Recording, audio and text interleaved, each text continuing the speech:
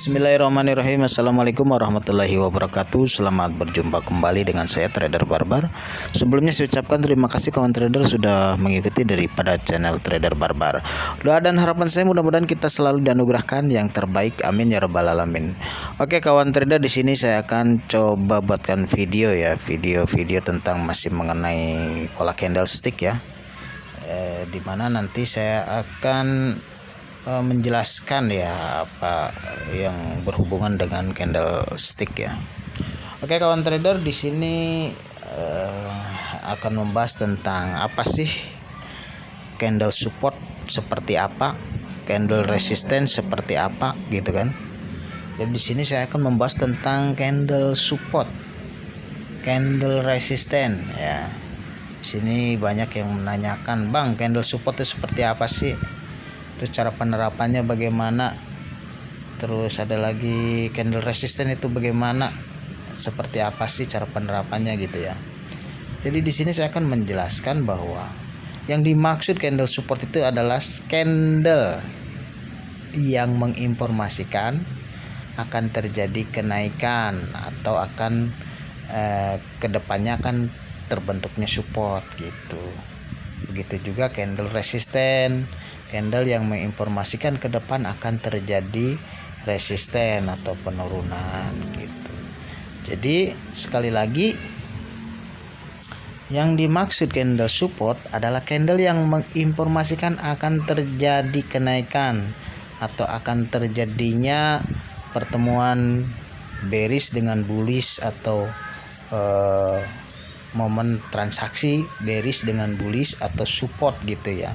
Itu yang namanya candle support. Nah, candle resisten, candle yang menginformasikan akan terjadinya penurunan atau akan terbentuknya resisten atau akan terjadinya pertemuan antara candle bullish dengan bearish. Itu candle resisten. Contohnya bagaimana, Bang? Ya, ada di PDF.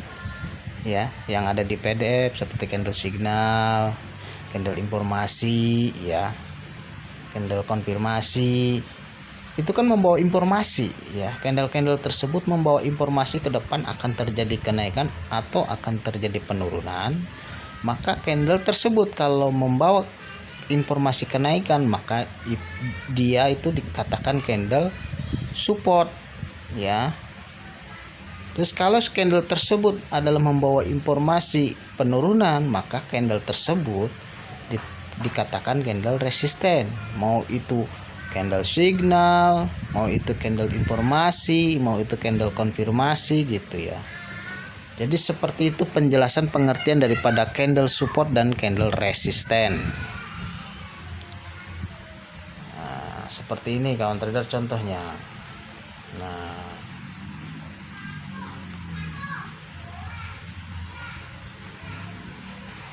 ini candle informasi penurunan. Nah, di PDF kan ini dikatakan informasi penurunan. Nah, candle ini menginformasikan akan terjadinya turun, maka dia dikatakan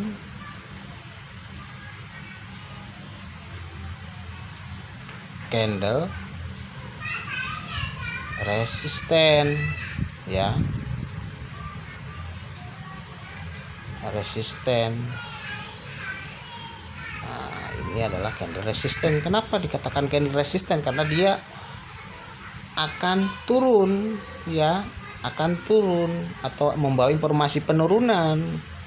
Nah, inilah resistennya. Ya, dia terjadi di sini penurunannya. Konfirmasinya ini informasinya, ini konfirmasinya. Ini informasinya penurunan, ini konfirmasinya turun. Nah, di sini terjadi penurunan. Nah, candle inilah yang dikatakan candle resisten ya. Dan ini kita baca satu candle, makanya ini bisa dikatakan candle tunggal ya. Karena kita menganalisanya satu pola candle, satu candlestick ya. Maka dikatakan ini adalah candle tunggal. Beda lagi kalau seperti ini. Ini namanya double candle. Karena apa? Ini formasi masuknya. formasi. Konfirmasinya mana? Nah, di sini bisa terjadi breakoutnya support, ya. Nah, support terbreakout oleh support terbreakout oleh candle bearish ini di sini berarti jadi support, ya. Nah, berarti apa? Ini membreakout support ini, ya. Sekalian saya jelaskan tentang support yang terbreakout itu berubah jadi resisten. Nih, ya. Ini support terbreakout oleh candle ini, maka selanjutnya ini adalah jadi resisten, ya. Resisten terbreakout oleh candle ini. Nah, di saat terbreakout maka jadi support lagi, gitu ya. Seperti itu. Begitu juga sebaliknya.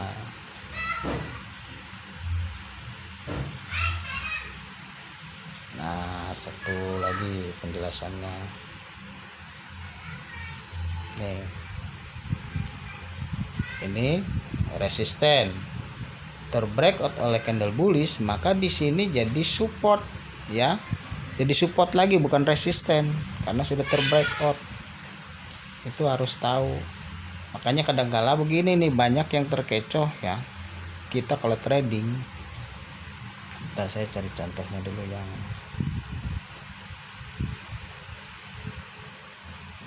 apa yang memantul, ya.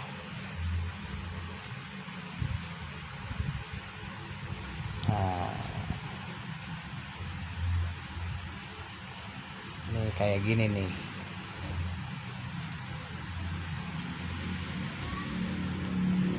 Ini kan support nih, ya. Terbreakout oleh bearish, ya.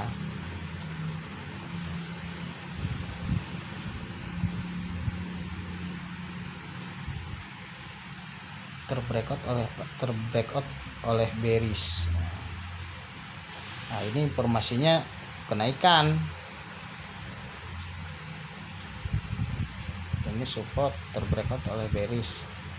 Candle ini informasinya kenaikan. Di sini support sebagai konfirmasi. Di saat kita open posisi buy di sini, ternyata di sini turun. Nah, kenapa di sini turun? Reaksi dari mana? Nah, ini dari sini support yang terbreakout oleh bearish jadi resisten. Resisten sifatnya memantul, menolak daripada buyer, gitu. Makanya di sini turun, ya. Hati-hati. Banyak itu ya yang teman-teman ya yang nanya, kok informasinya naik pas open posisi, setelah konfirmasi kok turun. Nah, kasusnya seperti ini informasi naik nih, ini support sebagai konfirmasi, berarti kita open posisi buy di sini kan harusnya, tapi kok di sini turun bang, gitu kan, nanya ke saya kan, gitu. Dia tidak melihat di sini support yang terbreakout oleh bearish. Nah, dia tidak melampaui ini, itu sifatnya jadi resisten, menolak. Dia akan turun otomatis di sini, ya, akan turun otomatis di situ. Nah, ini banyak sekali yang terkecoh di sini, ya. Makanya informasi yang didapatkan dari candle itu kadangkala kesannya tidak berlaku, padahal kitanya kurang teliti di histori sebelumnya ada support terbreakout bearish atau tidak, gitu. Nah, ini kalau terbreakout support terbreakout, ya, oleh candle bearish, ini otomatis jadi resisten. Nah, di saat candle ini naik, otomatis dia tidak melewati resisten ini, otomatis dia akan turun, nggak kuat dia. Nah, inilah yang kita sering terkecoh. Kita hanya fokus pada informasi naik, konfirmasi sudah, ya, terbentuknya support, ya, candle bullish ini, kita langsung open posisi buy di sini. Ternyata di sini turun dulu, di sini baru naik, ya kan? Nah, yang seperti itulah yang sering kita terkecoh. Oke kawan trader, tadi sudah saya jelaskan apa yang dimaksud candle support dan candle resisten ya. Yang pertama itu saya jelaskan tentang apa candle support dan candle resisten. Kedua,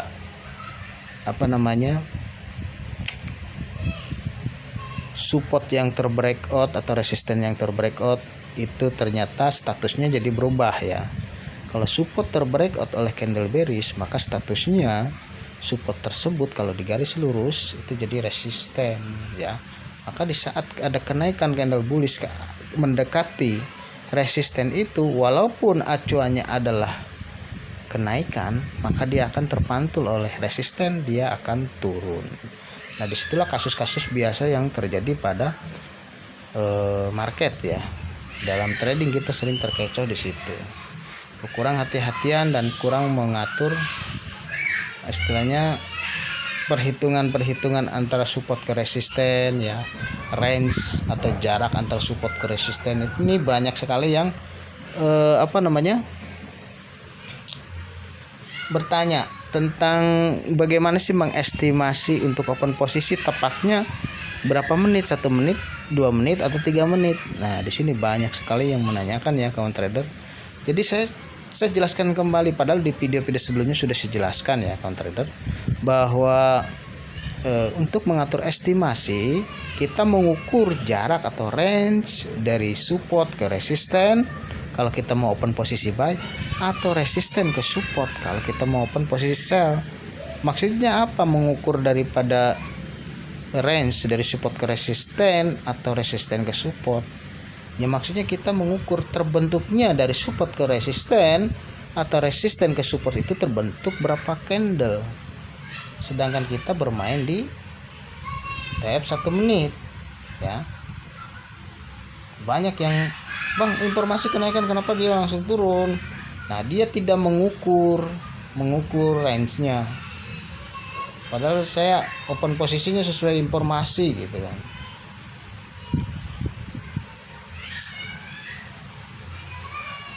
Seperti itu kawan trader.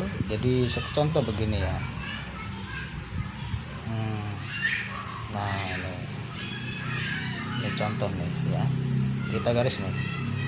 Set support ya. Kita garis ini support. Ini resisten. Seumpamanya ini yang jadi candle acuan. Ya. Resisten konfirmasi ya, konfirmasi ini informasinya turun, sudah terkonfirmasi, kita open posisi sell di sini.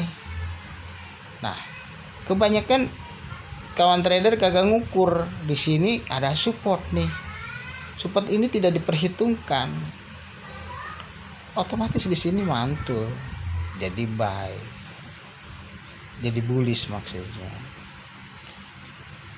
Nah, itu kalau yang open posisi 1 menit atau 2 menit itu loss ya. Tapi kalau 3 menit insya Allah profit ya, sell di sini, dapat di sini kena ya. Makanya saya sering saranin 3 menit. Nah, range ini harus diperhitungkan.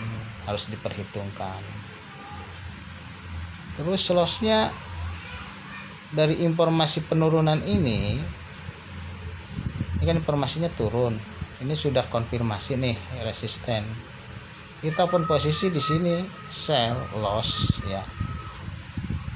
Karena apa? Ini otomatis akan memantul dulu karena di close ini ya, close bearish ini ya. Terus ada cirinya, ada sumbu bawahnya.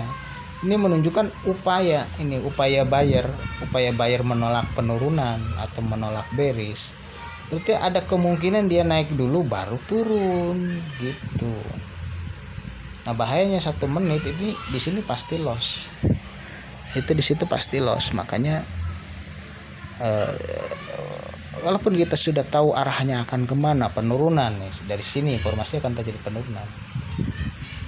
Yang namanya market ya nggak langsung turun, kadang-kala ada kenaikan dulu karena efek dari support ini, maka pemantulan membentuk candle bullish di sini ya, turunnya di sini seperti itu ya. Nah ini yang sering terkecoh seperti itu. Nah pas open posisi di sini betul sell, informasi ini betul turun, ini resisten, open posisi sell ya.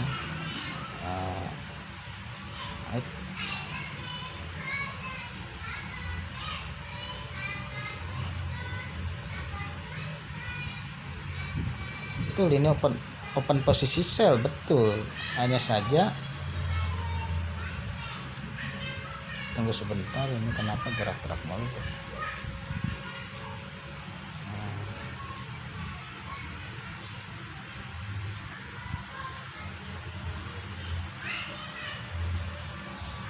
Ini informasi betul ya, ini informasi betul turun.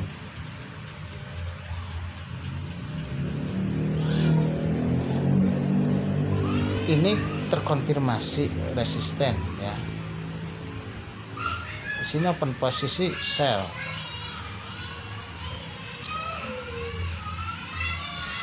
Ini kenapa sih begini?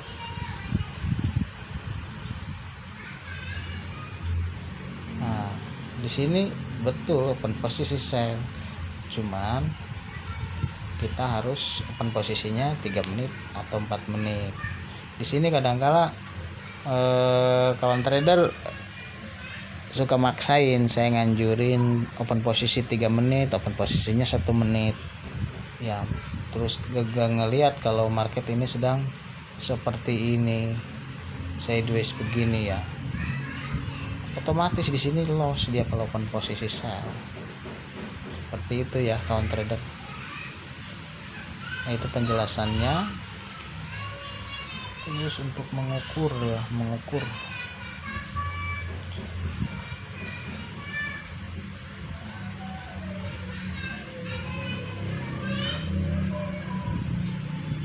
tunggu sebentar untuk mengukur kita open posisi berapa menit gitu. Nah oke, seperti ini contohnya ya, cara mengukur atau range estimasi open posisi. Kita ketahui dulu support di mana ya, resisten di mana, acuan ini sumpamanya ini acuannya ya, sumpamanya acuannya ini, informasinya apa, ini naik, berarti kita akan open posisi buy ya, akan open posisi buy. Nah, kita tunggu konfirmasi yaitu support, terbentuknya support. Nah di sini sudah terbentuk support ya, ini support.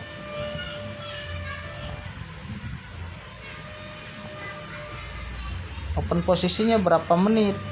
Nah kita lihat jarak ke sini resisten, jarak ke resisten itu dari terbentuknya support hanya terbentuk perkiraan 1 candlestick ya, 1 candlestick. Maka kita bisa open posisi 1 menit, 1 menit saja, jangan 3 menit. Takutnya 3 menit kita open posisi ternyata close candle ini di bawah resisten, di bawah ini nih, dia turun otomatis, 3 menit loss. Kalau 1 menit ini insya Allah profit.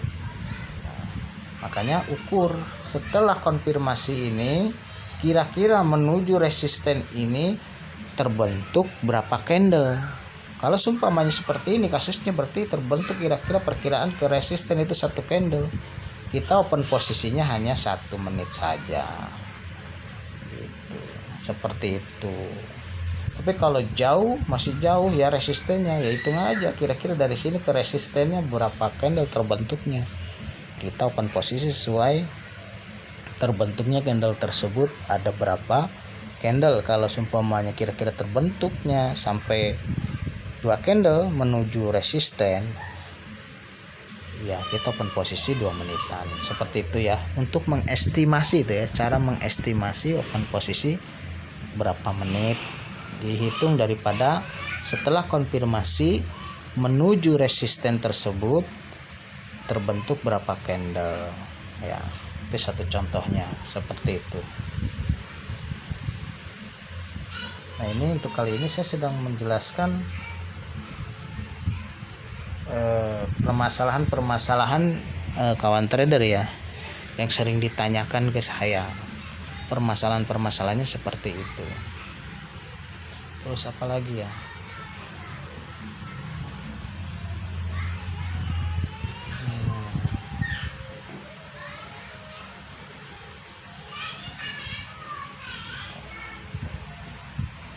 Mungkin hanya itu saja kali ya untuk video kali ini. Saya menjelaskan intinya untuk tema kali ini, menjelaskan poinnya tadi tentang candle support seperti apa, candle resisten itu seperti apa ya. Nah, ini seperti ini namanya candle support nih. Kenapa candle support? Karena akan terbentuk support di sini gitu ya. Nah, ini candle support gitu. Itu candle support juga. Ya, mudah-mudahan bisa dimengerti ya kawan trader. Dari video kali ini menjelaskan tentang apa sih candle support, apa sih candle resisten, terus tadi apa lagi ya, tentang mengatur range ya, jarak, estimasi ya, estimasinya, cara mengestimasi, terus apa namanya, cara memperhitungkan informasi itu terjadinya kapan gitu kan.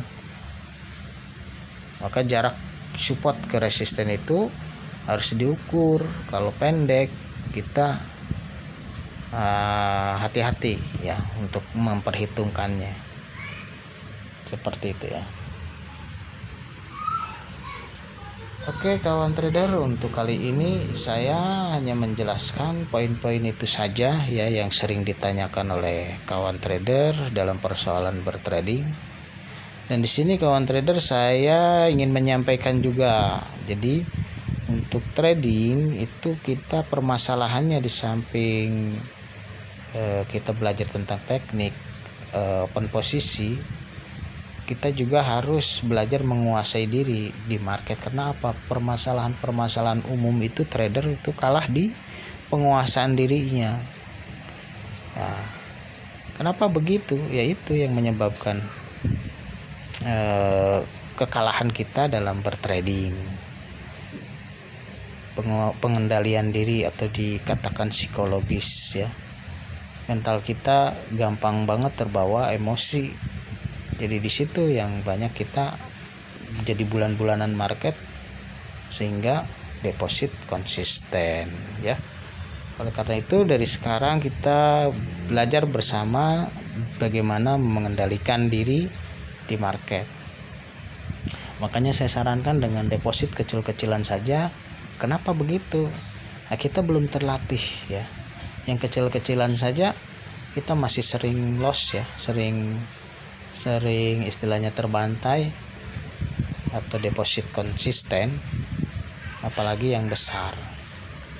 Nah sekarang begini, ada yang cara pikirnya begini, ya itu loss karena depositnya aja kecil makanya loss. Sekarang kalau memang kita masih belum paham, banyak yang belum kita mengerti, ya sama saja, mau modal gede mau modal kecil kan sama saja. Cuman analogikanya begini, kalau kita mau lomba lari 100 meter, lari sprint 100 meter, kita berlatihnya berat, latihannya melebihi dari 100 meter, kita berlatih dengan jarak 300 meter atau 500 meter, otomatis di saat kita lomba lari 100 meter maka itu akan terasa enteng. Begitu juga dengan kita bertrading, kalau kita sudah terbiasa dengan modal kecil 140.000, itu kan berat sekali pengendaliannya. Kalau sudah kita terlatih dengan 140.000 saja mampu, maka otomatis dengan modal besar lebih mudah. Karena yang kecil aja, modal kecil yang bebannya berat, resikonya berat, yang istilahnya jarang yang mampu saja kita bisa mengatasinya, apalagi yang modal besar. Tapi kebalikannya lagi, kalau kita modalnya besar, sudah terbiasa modalnya besar, disuguhkan dengan modal kecil yang berat resikonya, otomatis berat mengendalikan emosinya, otomatis modal besar pun sama saja. Seperti itu ya kawan trader. Jadi ini hanya sebatas cerita analogika tentang antara istilahnya modal kecil dengan modal besar itu seperti apa ya, intinya sama saja. Nah di sini saya tekankan modal kecil aja dulu ya, untuk melatih mental saja, karena saya yakin dipastikan untuk awalan pemula seperti kita ini, kita akan terbantai. Kenapa? Kita masih belum bisa mengontrol diri, itu alasannya. Walaupun sehebat apapun teknik, kalau kita belum bisa mengontrol diri, pasti hilang gitu ya. Oke kawan trader, mudah-mudahan dari semua apa yang sudah saya sampaikan bisa menjadikan wawasan, masukan yang bermanfaat, yang bisa menambah perkembangan diri kita dalam berproses. Mudah-mudahan dari semua ini menjadikan manfaat untuk kita semua. Seperti biasanya, dukung channel Trader Barbar, subscribe, komen, like, share sebanyak-banyaknya. Saya ucapkan terima kasih. Saya tutup. Wassalamualaikum warahmatullahi wabarakatuh.